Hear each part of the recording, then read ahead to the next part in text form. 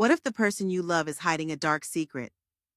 Chris thought he found the perfect partner in Sharon, a charming woman who swept him off his feet. But when they moved in together, he discovered something chilling. She talks in her sleep. At first it was just silly nonsense, but then it took a sinister turn. She began recounting graphic details of murders, as if she were confessing to them.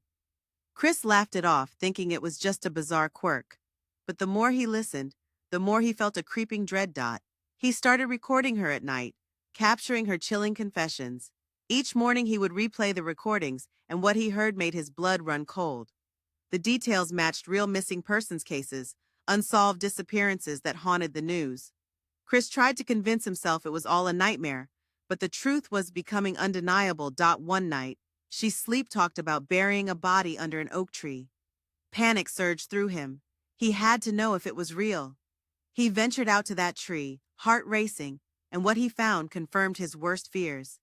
Evidence that pointed to Sharon's guilt. He tried to act normal around her, but the tension was palpable. It felt like she was watching him, waiting for him to slip. Then, the unthinkable happened. Sharon began addressing him directly in her sleep, acknowledging his eavesdropping. Terror gripped him. He had to escape. Chris went into hiding, clutching his recordings like a lifeline. He learned about Riley, Sharon's former roommate, and the clues suggested she was another victim. The walls were closing in, and paranoia consumed him. Was Sharon really watching him? The thought was unbearable. In his isolation, he listened to one last recording. Sharon's voice was clear, chilling. She knew he was afraid, and she whispered that it was too late.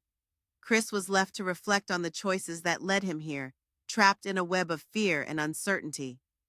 The story ends with a haunting realization. Sharon is closing in, and Chris might just be her next victim. What would you do if you found yourself in his shoes? Share your thoughts below.